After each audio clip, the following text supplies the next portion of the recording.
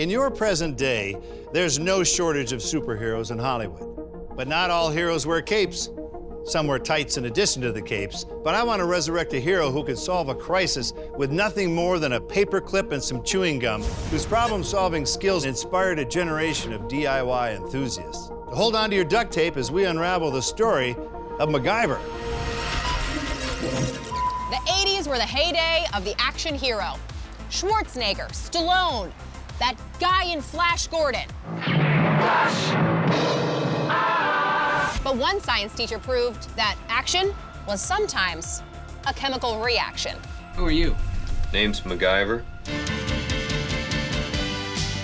MacGyver was like a superhero with no fancy powers. He's ingenious. But he could invent stuff. He'll mystify you with his brain. But above the brain was a mullet. And under the mullet, a man. A different kind of man. He was like Rambo without guns. I've never had much use for guns anyway. He wasn't like shooting people up. He was like, I'm gonna fix this. With what? That's sulfuric acid up there, remember? MacGyver relied on the sweet science of AP chemistry. Chocolate bars? The acid will react with the sugars to form an elemental carbonate and a thick gummy residue. It was his sweet spot. He could build anything out of anything. He made a plane out of bamboo poles, chopsticks, soy sauce, and fortune cookies. He could make a gun out of like a cup, a rubber band, and some snap peas. The DIY detective was an instant hit. The audience reaction to MacGyver was great. People really loved him. Well, yeah. When they were looking for actors, Henry Winkler is actually one of the producers. What? Exactamundo. He was like scouting, like, who can we get to play MacGyver? How about this guy? This guy. This guy. Richard Dean Anderson did an episode of The Love Boat, and Henry Winkler saw it and said, I think that is our guy. And Henry Winkler and John Rich looked at each other and they went, Hey!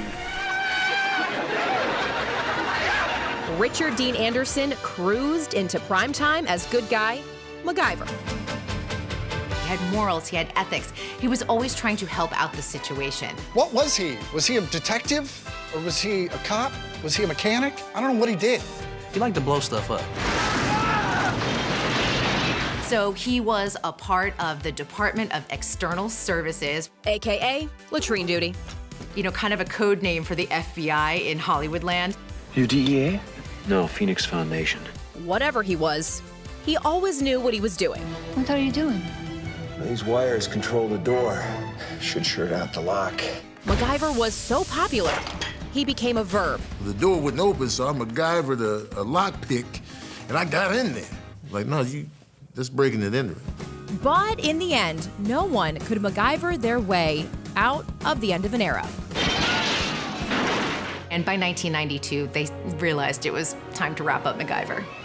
And while the show was discontinued, the character stayed with us through shows like The Simpsons. Surprise! This is kidnapping! People are gonna know I'm missing! And ultimately, the sexy science teacher with 3 names and a golden mane is here to stay. Richard Dean Anderson. Did someone mention my names?